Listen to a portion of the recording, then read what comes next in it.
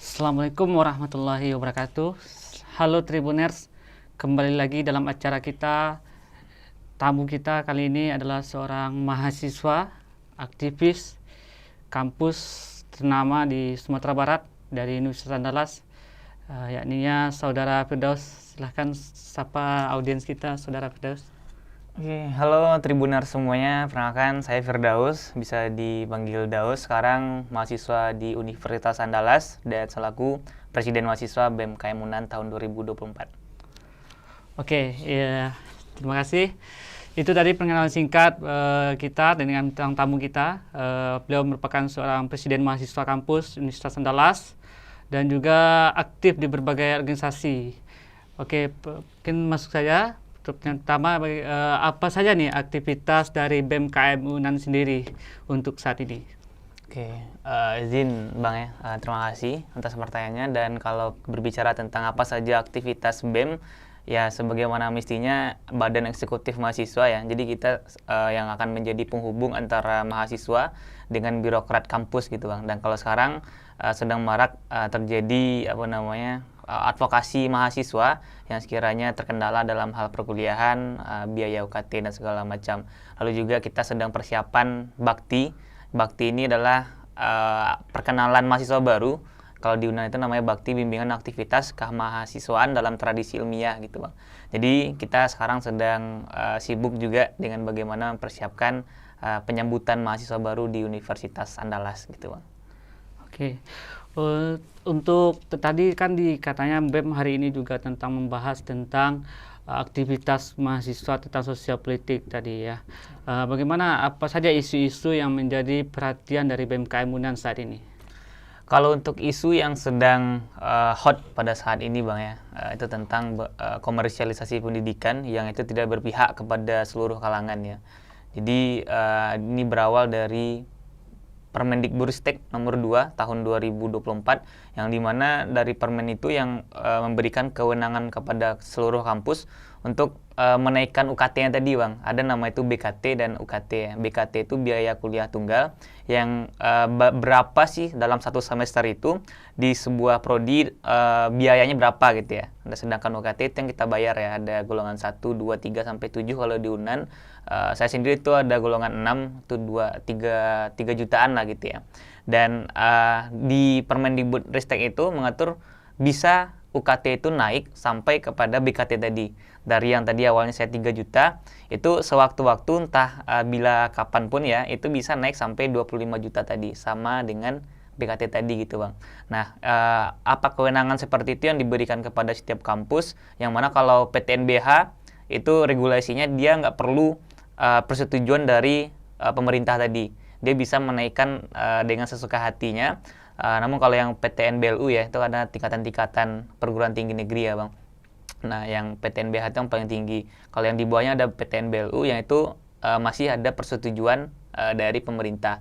Nah, sekarang kondisinya memang yang banyak naik itu adalah PTN BLU. Nah, di sana ada persetujuan dari pemerintah.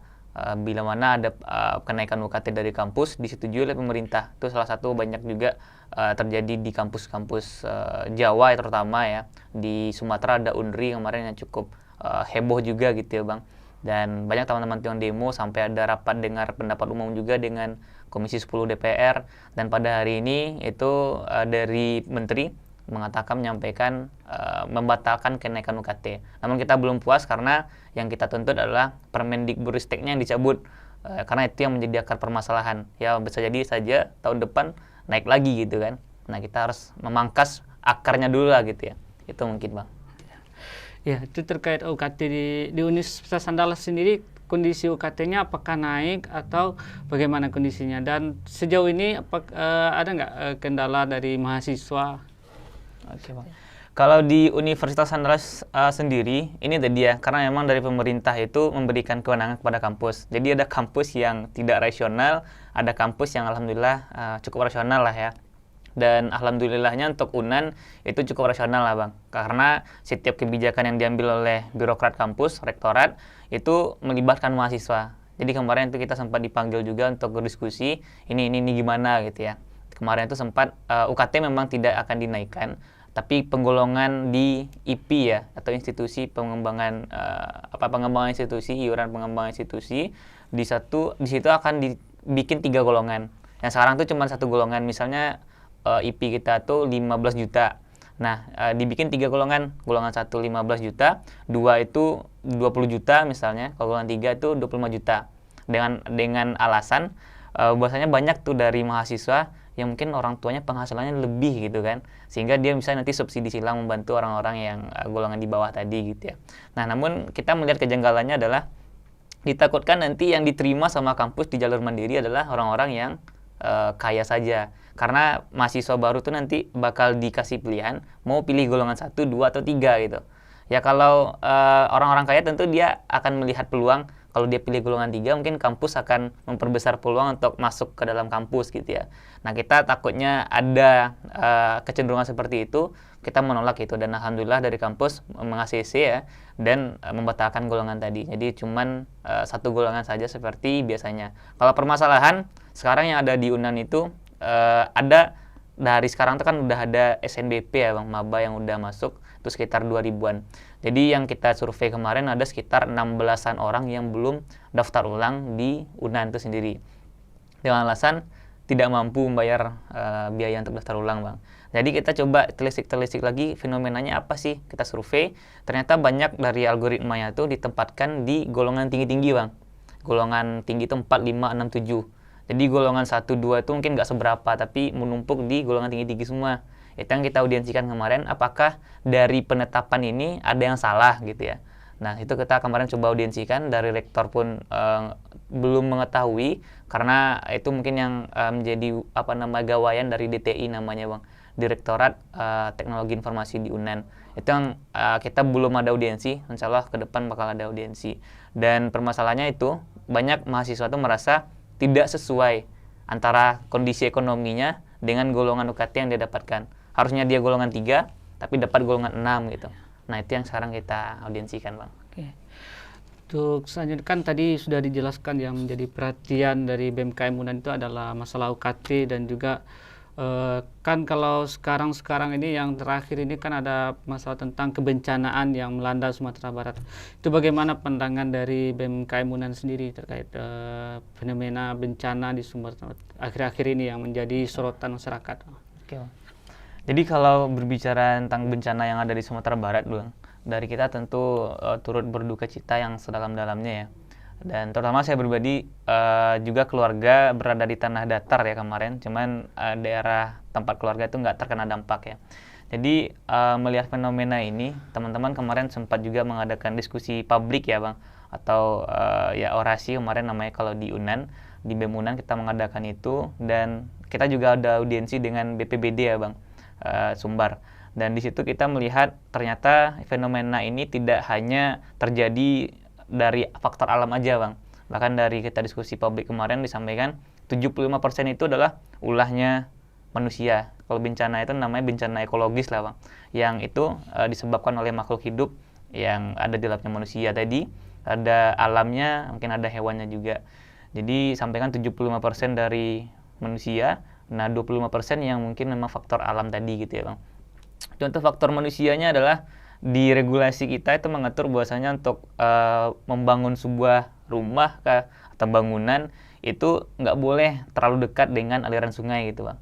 Nah sekarang itu banyak terjadi pelanggaran-pelanggaran terhadap regulasi itu. Contoh kemarin ada kasus di tanah datar juga, dan ada sebuah perusahaan yang membangun sebuah bangunan, nah itu melanggar peraturan tadi gitu. Nah sedangkan dari pemerintah tidak sedari awal mencegah itu. Sedangkan baru sekarang viralnya, oh ini nggak sesuai dengan regulasi, akan ditindaklanjuti sama pemerintah. Di sini kita melihat ada kelalaian juga dari pemerintah perihal mengawasi ya pembangunan gedung yang ada di aliran sungai tadi dan lain-lain gitu. Atau juga ada regulasi yang mengatur jarak dari pemukiman warga bangunan itu dari gunung berapi atau puncaknya atau pusatnya gitu ya Bang. Nah di sana juga banyak terjadi yang tidak sesuai dengan apa yang seharusnya. Nah mungkin itu yang pertama. Lalu kalau yang alasan lainnya adalah sampah masih juga berpengaruh gitu ya Bang. Sampah dan lain-lain ya. Terus kalau bencana faktor alamnya adalah gempa bumi tadi ya, karena memang Sumatera Barat itu dilalui cincin api ya, pegunungan, perbukitan ya, dan memang ada nama itu gempa vulkanik Bang.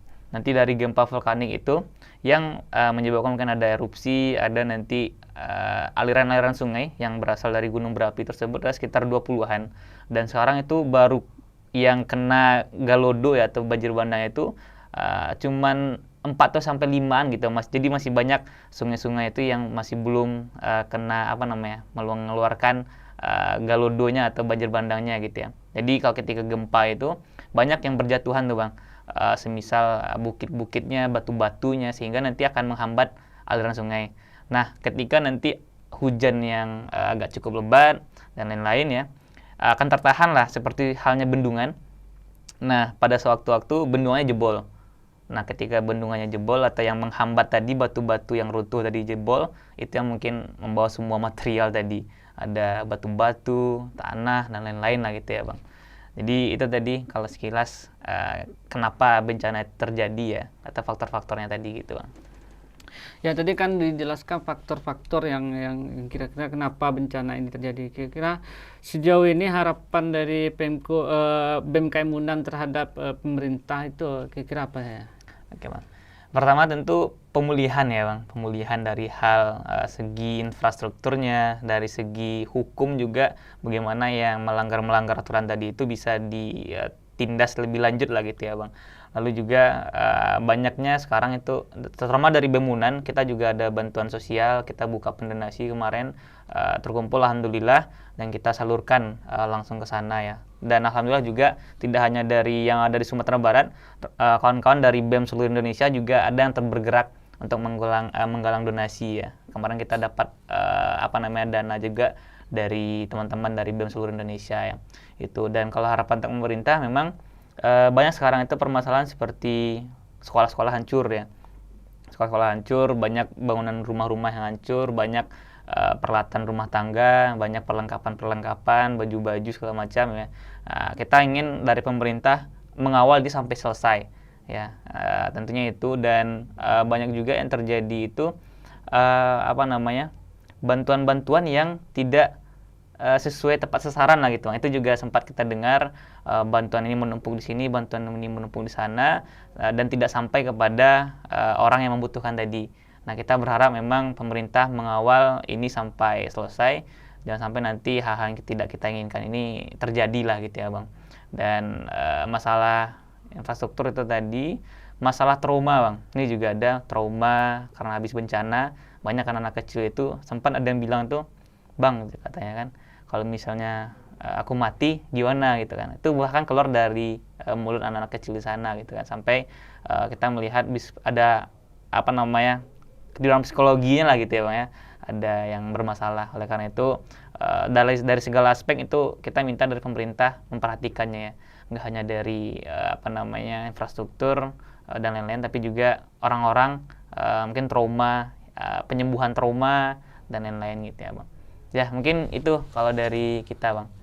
Baik, kita sudah masuk pada segmen terakhir ini. Kira-kira kan dalam waktu dekat ini akan ada demokrasi politik kita yang terakhir yaitu Pilgub dan Pilkada ya. Untuk Pilgub sendiri apa harapannya nih dari BMKM Unan? Apakah itu mungkin harapannya untuk sebagai peserta pemilu maupun sebagai penyelenggara, KPU sebagai penyelenggara? Oke Bang. Mengenai pilkada ya yang akan dilaksanakan pada akhir tahun ini, tentunya dari kita juga udah melihat ya banyak baliho-baliho yang udah bertebaran menuju Sumbar 1 dan lain-lain gitu ya, menuju Padang 1 dan lain-lain. Jadi tentu dari kita yang pertama melihat ini kita nggak ingin kesalahan-kesalahan yang sudah terjadi ya, karena kita baru sudah menjalani pemilu juga baru-baru ini gitu ya. Kita pengen ada evaluasi besar-besaran ya dari penyelenggara pemilihan ini. Kemarin kan banyaklah kecewa-kecewa atas pelanggaran ini, pelanggaran itu, kesalahan ini, kesalahan itu. Jadi kita sangat berharap jangan sampai jatuh di lubang yang sama.